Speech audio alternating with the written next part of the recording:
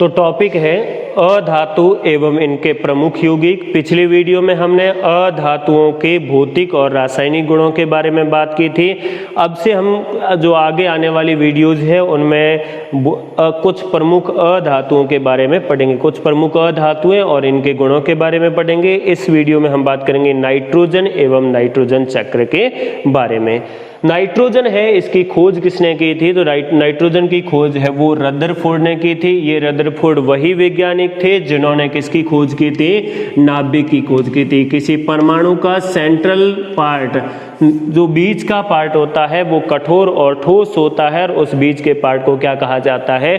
नाभिक या न्यूक्लियस कहा जाता है। और उसकी खोज रदरफोर्ड ने अल्फा प्रकीर्णन प्रयोग या स्वर्णपनी प्रयोग द्वारा की थी। नाइट्रोजन का परमाणु क्रमांक 7 होता है और इसका परमाणु भार है वो द्रव्यमान संख्या कितनी होती है? तो द्रव्यमान संख्या 14 होती है।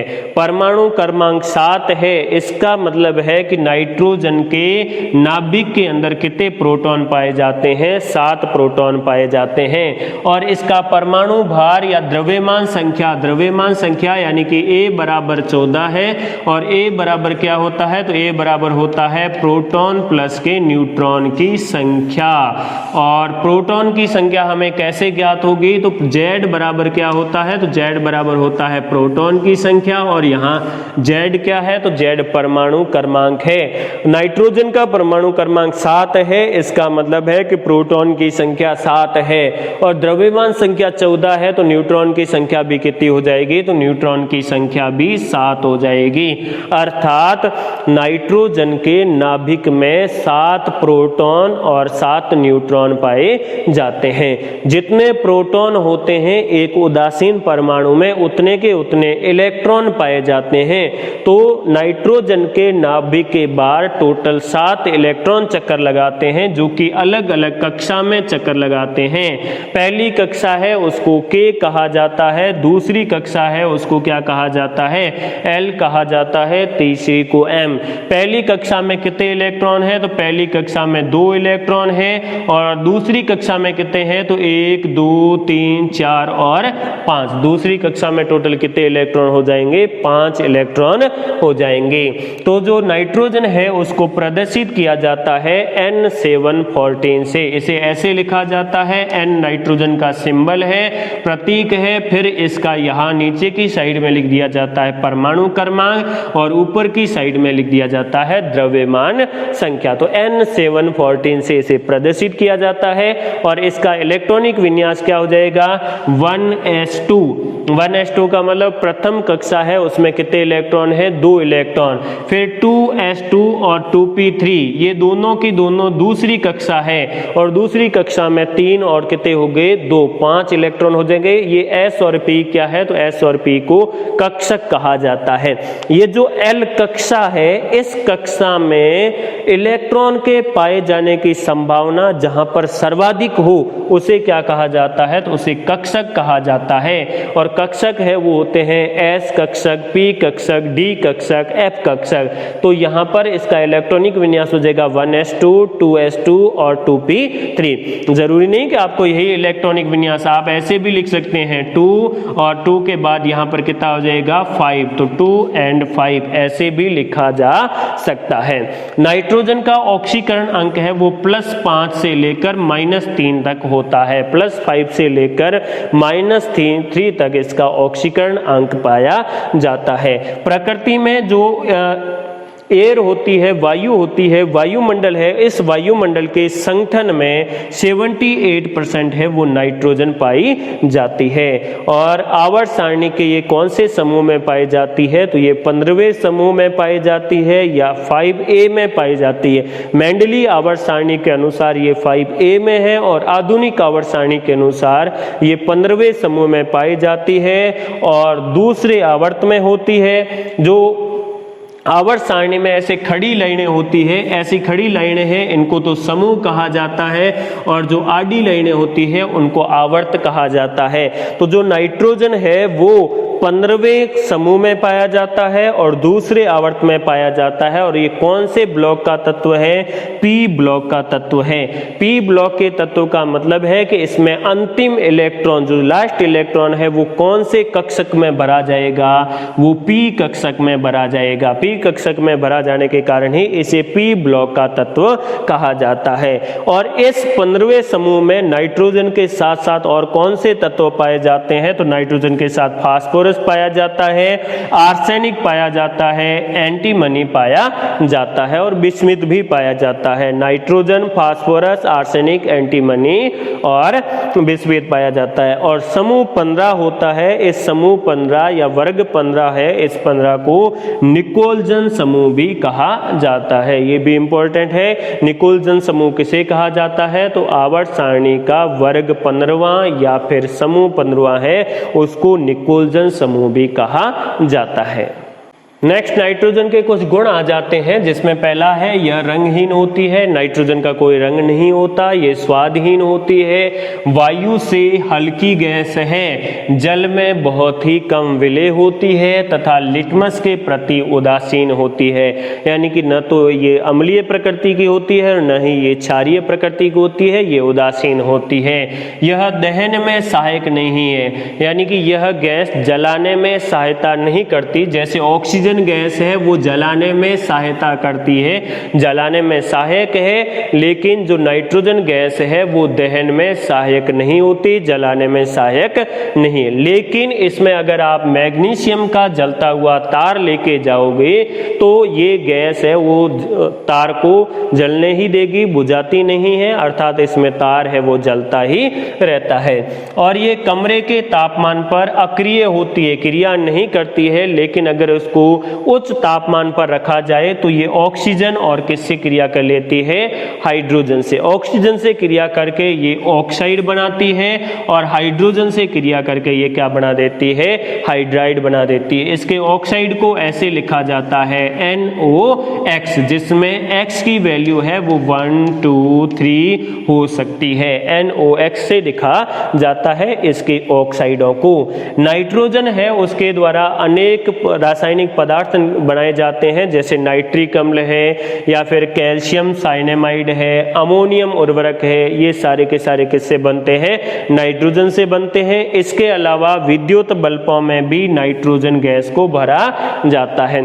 सबसे ज्यादा जो प्रश्न पूछा गया है वो है कि चिप्स के पैकेटों में कौन सी गैस भरी रहती है? तो चिप्स के पैकेटों में निर्वात उत्पन्न करने के लिए किसका प्रयोग किया जाता है? नाइट्रोजन गैस का प्रयोग किया जाता है। और क्यों भरा जाता है नाइट्रोजन गैस को? तो वो विकृत गंधिता को रोकने के लिए। विकृत गंधिता क्या है?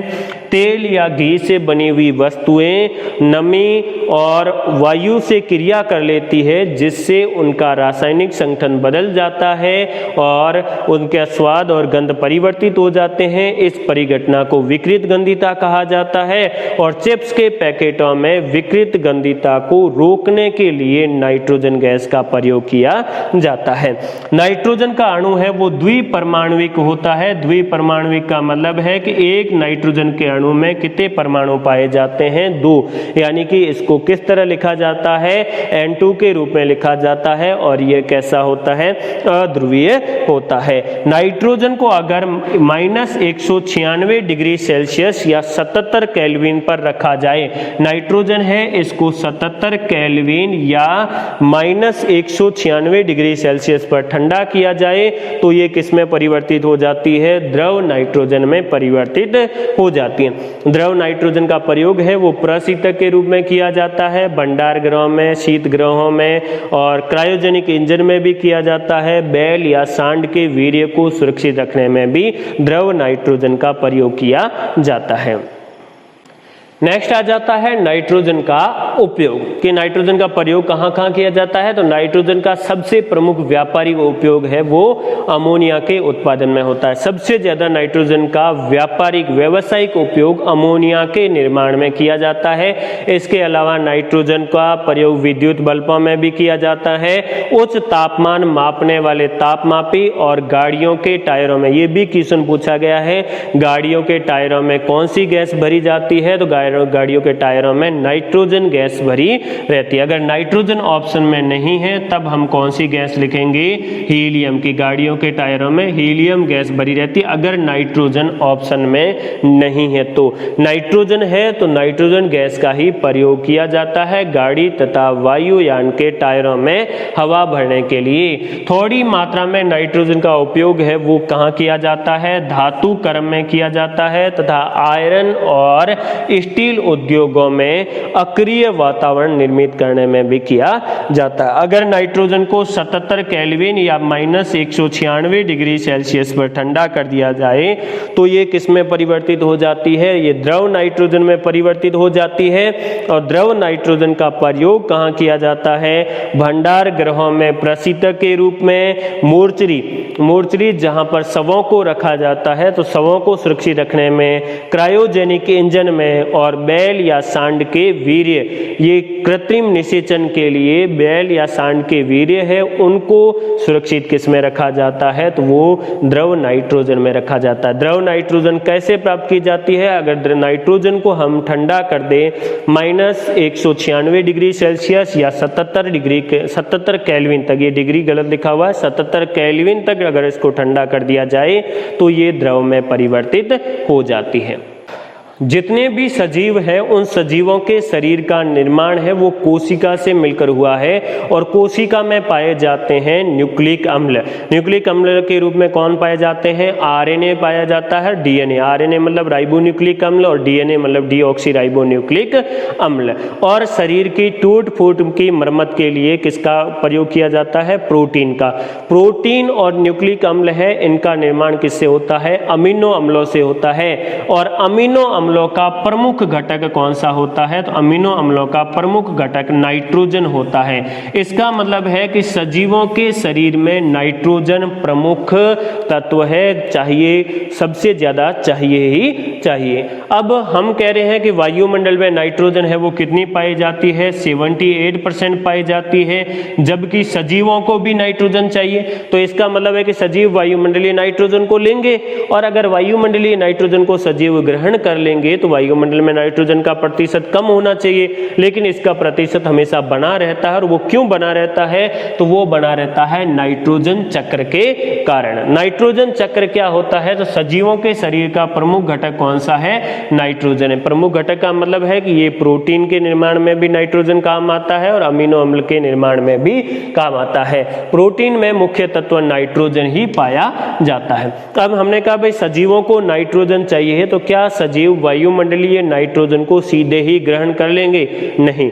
सजीव है वो वायुमंडलीय नाइट्रोजन को सीधे ही ग्रहण नहीं कर पाते हैं, बल्कि उसके यौगिक को कौन कौन से, जैसे नाइट्राइट है, नाइट्रेट है, नाइट्रिक अम्ल है, इसके रूप में ग्रहण करते, सीधे ही ग्रहण नहीं कर पाते, नाइट्राइट, नाइट्रेट और नाइट्रिक अम्ल के रूप में ग्रहण करते हैं। और नाइट्रोजन का इसके यौगिकों में, वायुमंडलीय जो नाइट्रोजन है N2 है, इस N2 का नाइट्राइट, नाइट्रेट और नाइट्रिक अम्ल में परिवर्तित होना ही क्या कहलाता है, नाइट्रोजन स्थिरीकरण। ये परिवर्तित अलग अलग कारणों से हो सकती है, परिवर्तित होना ही क्या कहलाता है, नाइट्रोजन स्थिरीकरण कहलाता है। और नाइट्रोजन स्थिरीकरण मुख्य रूप से दो प्रकार का होता है, एक तो प्राकृतिक रूप से होता है और दूसरा कैसा होता है, कृत्रिम रूप से होता है। और जो प्राकृतिक रूप से नाइट्रोजन का स्थिरीकरण है वो भी कितने रूप से होता है, तो दो रूप से होता है। और प्राकृतिक रूप से नाइट्रोजन का स्थिरीकरण होगा, सजीव है उस नाइट्रोजन का प्रयोग करेंगे, फिर सजीवों के शरीर का विखंडन होगा, उनके शरीर का डिग्रेडेशन होगा और उसके बाद नाइट्रोजन वापस वायुमंडल में मुक्त हो जाएगी। इसको हम क्या कहेंगे, नाइट्रोजन चक्र कहेंगे। तो नाइट्रोजन चक्र है, इस नाइट्रोजन चक्र को हम कुछ इस तरह प्रदर्शित कर सकते हैं, जिसमें सबसे पहले वायुमंडलीय जो नाइट्रोजन है N2 के रूप में है, इस वायुमंडलीय नाइट्रोजन को प्राकृतिक रूप से स्थिरीकरण किया जाएगा। दो तरह से स्थिरीकरण होता है, एक तो कृत्रिम रूप से और एक प्राकृतिक रूप से। तो अभी हम प्राकृतिक स्थिरीकरण के बारे में पढ़ रहे हैं। ये जो प्रक्रिया चल रही है इसको हम कहेंगे स्थिरीकरण। और स्थिरीकरण में क्या होगा, तो स्थिरीकरण दो तरीके से हो जाएगा। प्राकृतिक रूप से स्थिरीकरण दो प्रकार से होता है। एक तो होता है तड़ित द्वारा नाइट्रोजन का स्थिरीकरण।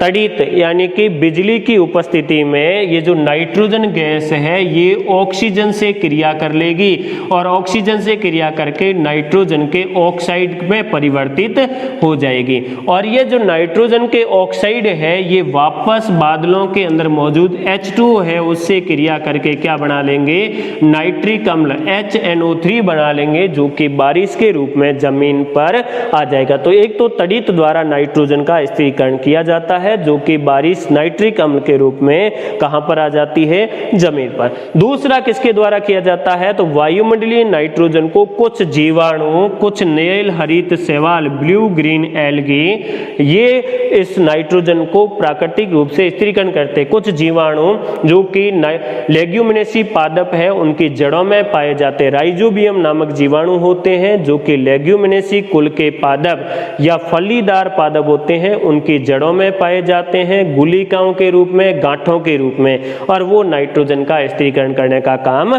करते हैं।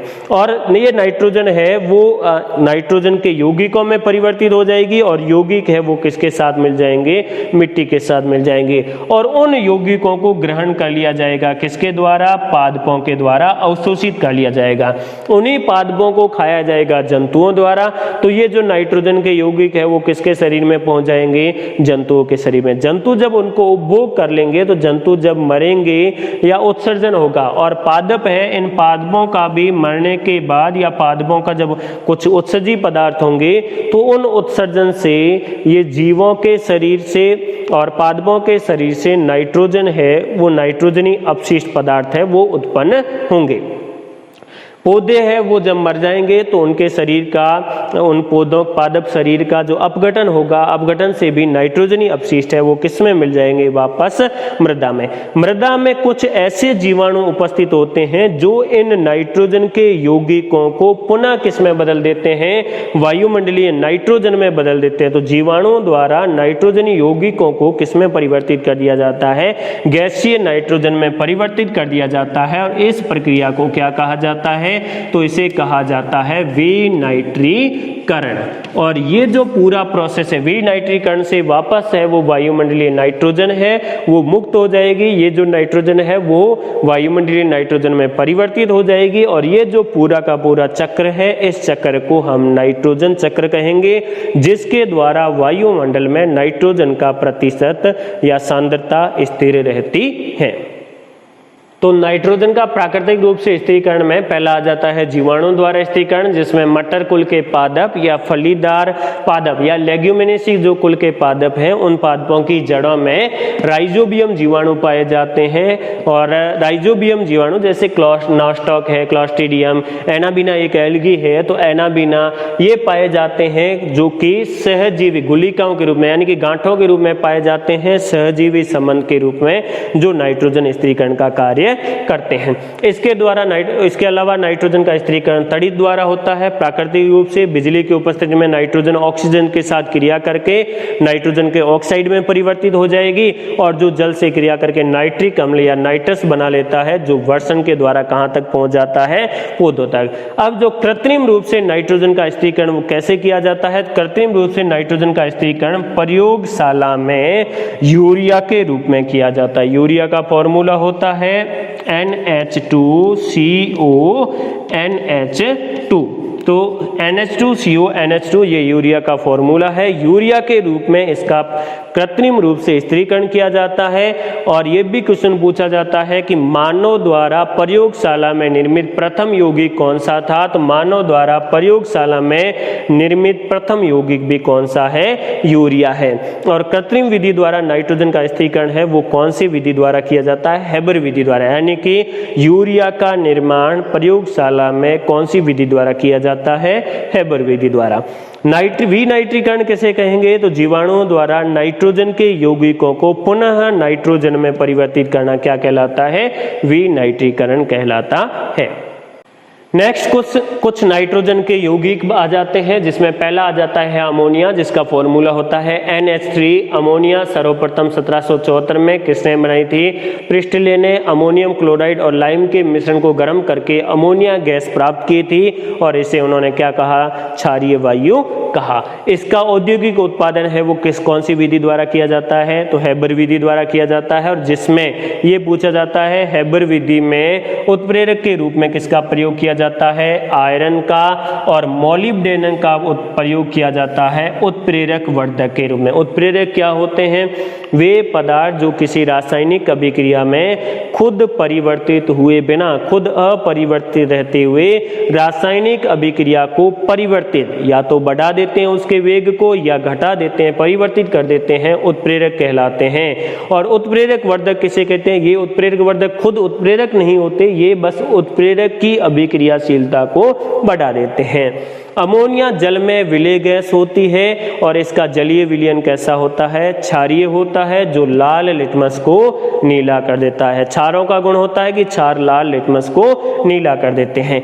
मूत्रालयों के पास जब हम जाते हैं तो वहां पर बहुत ही तेज दुर्गंध आती है, और वो तीक्ष्ण गंध का कारण कौन सी गैस होती है? अमोनिया होती है। और इस अमोनिया का निर्माण किससे होता है? यूरिया के अपघटन से। हम यूरियोटेलिक प्राणी है, यूरियोटेलिक का मतलब है हम मूत्र के रूप में यूरिया का उत्सर्जन करते हैं, और इस यूरिया का जीवाणुओं द्वारा अपघटन कर लिया जाता है, जिससे वहां कौन सी गैस मुक्त होती है? अमोनिया। और इसी अमोनिया की तीक्ष्ण दुर्गंध आती है मूत्रालयों के समय। अमोनिया का प्रयोग है वो अश्रु गैस के रूप में भी किया जाता है, यूरिया और अमोनियम सल्फेट आदि बनाने में किया जाता है। द्रव अमोनिया की बोतलें खोलने से पूर्व क्या की जाती है? ठंडी की जाती है, क्योंकि द्रव अमोनिया का वाष्प दाब बहुत ही उच्च होता है। प्रश्न पूछ लिया जाता है कि द्रव अमोनिया की बोतलें खोलने से पूर्व ठंडी क्यों की जाती है? क्योंकि द्रव अमोनिया का वाष्प दाब बहुत ही उच्च होता है।